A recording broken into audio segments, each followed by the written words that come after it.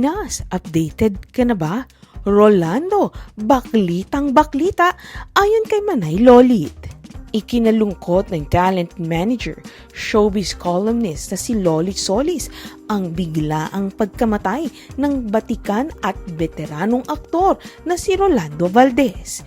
Binalikan ni Nay Lolit ang pagkakaibigan nila ng ama ni Jano Gibbs sa intimate Christmas lunch kasama ang ilang kaibigan sa entertainment press sa Mesa Restaurant.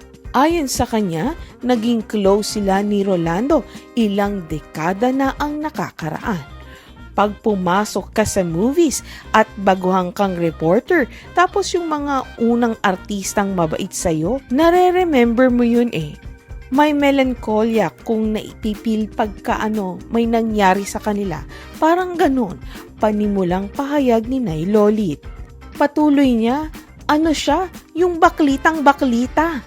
Yung parang pag nagkikita kayo, halika Lolit, chu-chu-chu. Tapos siya, yung alam niya lahat ng chismis. Alam mo, kaya naghiwalay ang dalawang yan eh. Parang ganon, tawanan kami ng tawanan. Talagang siya, very friendly. Yun yung may warm. Totoo yung pagkabait. 'Di ba yung ibang mga artista, alam mo kapag kunwari, nakikisakay na lang sa'yo, 'di ba? Siya hindi. Talagang magkapantay kayo, parang ganun. Iba nga raw ang mga artista noong panahon nila dahil nagiging parang barkada nila ang mga ito. Say pa ni Nay Lolit, hirap siyang tanggapin ang pagkawala ni Rolando sa edad na 77. Pero ipinagdasal niya ito nang matanggap niya ang napakalungkot na balita. Binalikan ni Nay Lolit ang pagkakaibigan nila ng ama ni Jano Gibbs sa intimate Christmas lunch kasama ang ilang kaibigan sa entertainment press sa Mesa Restaurant. Ikinalungkot ng talent manager, showbiz columnist na si Lolit Solis ang biglang pagkamatay ng batikan at veteranong aktor na si Rolando Valdez. Pag pumasok ka sa movies at baguhan kang reporter, tapos yung mga unang artista mabait sa'yo, nare-remember mo yun eh. May melankolya kung napipil pagka may nangyari sa kanila. Parang ganun, panimulang pahayag ni Nay Lolit. Ayon sa kanya, naging close sila ni Rolando. Ilang dekada na ang nakakaraan. Talagang siya, very friendly. Yun ang may warm. Yung totoong pagkabait. Diba yung ibang artista, alam mo kapag kunwari nakikisakay lang sa'yo, diba? Siya hindi. Talagang magkapantay kayo. Parang ganun. Patuloy niya, siya, yung baklitang baklita. Yung parang pag nakikita kayo, halika Lolit, chu-chu-chu. Tapos siya, alam niya lahat ng chismis. Alam mo, kaya naghiwalay ang dalawang yan, parang ganun. Tawanan kami ng tawanan. Say pa ni Nay Lolit, hirap siyang tanggapin ng pagkawala ni Rolando sa edad na 77. Pero ipinagdadasal niya ito nang matanggap niya ang malungkot na balita. Iba na raw ang mga artista noong panahon nila dahil nagiging parang barkada nila ang mga ito. Pilipinas, updated ka na ba? Rolando, baklitang baklita ayon kay Manay Lolit. Ikinalungkot ng talent manager, showbiz columnist na si Lolit Solis ang biglaang pagkamatay ng batikan at veteranong aktor na si Rolando Valdez. Binalikan ni Nay Lolit ang pagkakaibigan nila ng ama ni Jano Gibbs sa intimate Christmas lunch kasama ang ilang kaibigan sa entertainment press sa Mesa Restaurant. Ayon sa kanya, naging close sila ni Rolando ilang dekada na ang nakakaraan. Pag pumasok ka sa movies at baguhan kang reporter, tapos yung mga unang artistang mabait sa'yo, nare-remember mo yun eh. May melankolya kung naipipil pagka may nangyari sa kanila. Parang ganun, panimulang pahayag ni Nay Lolit. Patuloy niya, siya, yung baklitang baklita. Yung parang pag nagkikita kayo, halika Lolit, chu-chu-chu. Tapos siya, yung alam niya lahat ng chismis. Alam mo, kaya naghiwalay ang dalawang yan eh. Parang ganon, tawanan kami ng tawanan. Talagang siya, very friendly. Yun yung may warm.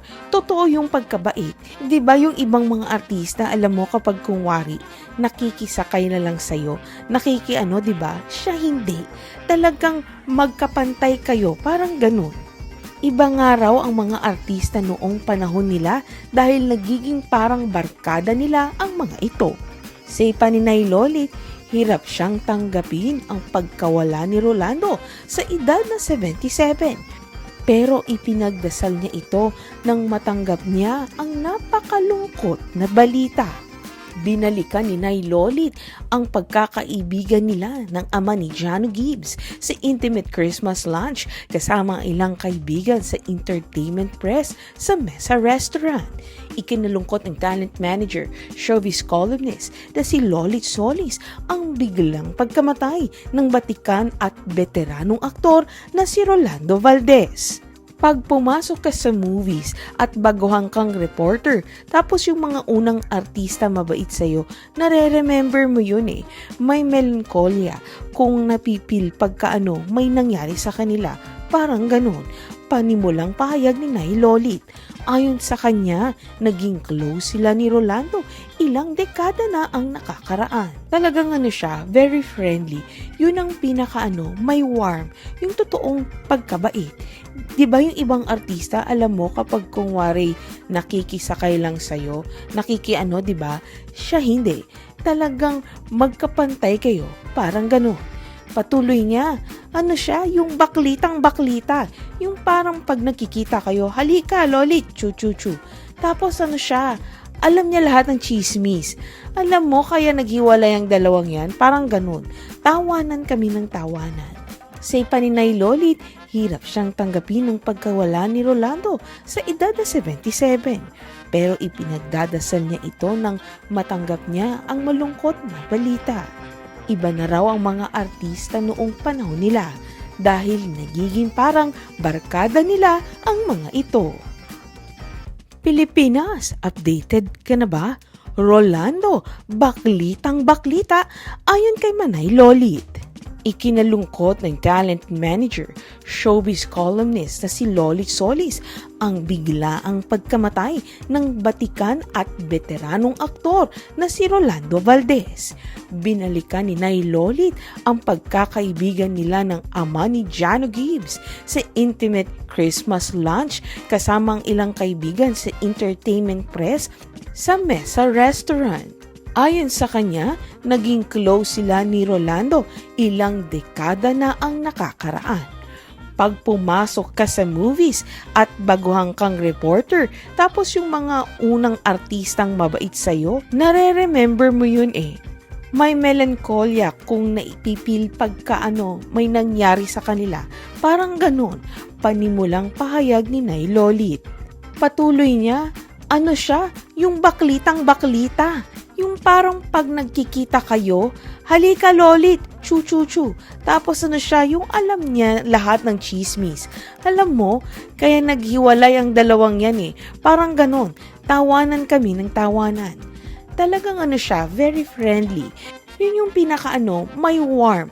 Totoo yung pagkabait. 'Di ba yung ibang mga artista, alam mo kapag kunwari, nakikisakay na lang sa'yo, 'di ba? Siya hindi.